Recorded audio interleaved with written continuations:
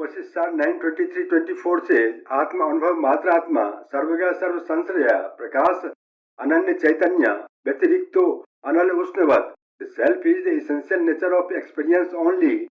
It is omnipresent substratum of all objects and inseparable from the light of unit consciousness, like the fire is inseparable from heat.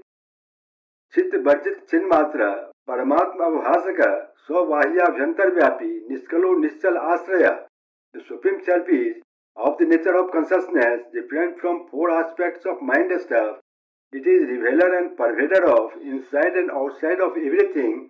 It is free of limbs and parts, and unmoving substratum of all. The four aspects of mind stuff are the mind, the intellect, the remembering faculty, and the ego. नैष्कर्म्य सिद्धि 422 से चक्षुर्विष्टे शब्दम तद आत्मत्व कारणा तथैवं भौतिकी दृष्टि न आत्मानं परिपश्यति. Since eyes are not the product of a space, they are incapable of hearing sound. Similarly, the knowledge that arises out of mind stuff, which is physical, cannot experience the self, as it is not a product of the self. The eyes reveal forms and the ear reveals sounds, because they are of similar natures.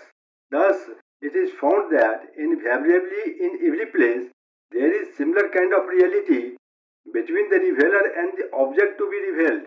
The self is of the essential nature of existence, consciousness, bliss. The sense objects also have the characteristic of manifesting reality. Of course, this characteristic of manifesting the reality of objects basically belongs to the self alone. In this manner, it can be imagined that both sense objects and the self are of the same category, because both of these have characteristics of manifesting that which exists. Therefore, it can also be stated that the self illumines everything. Essentially, the self is illumination itself. There is no second object at all other than the self. The luminosity of the self and to be illuminated property of sense objects, all of these are mere imaginations.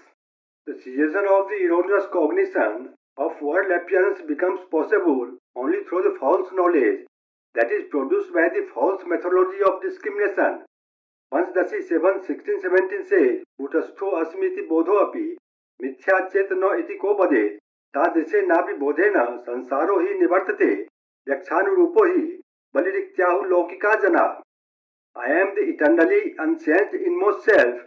Though this knowledge is unreal, the world illusion gets destroyed by it. The world delusion is also unreal. Therefore, by illusory knowledge alone, the illusory error is destroyed. As is the sleep ends when one sees a dream tiger. There is a traditional saying that, as is the deity, so also is his offering. For example, cow dung ashes are the offerings of goddess of poverty or Lakshmi.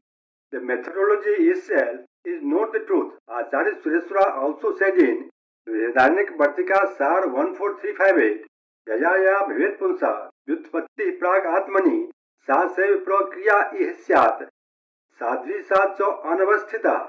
One should not cling to or find interest in the methodology. There is really no flawless methodology. That means through which the knowledge of the inmost self dawns in one, that very methodology is best for him. There is no limit of methods to follow. The methods are diverse due to the diversity of intellectual grasping or the capacity in competent recipients.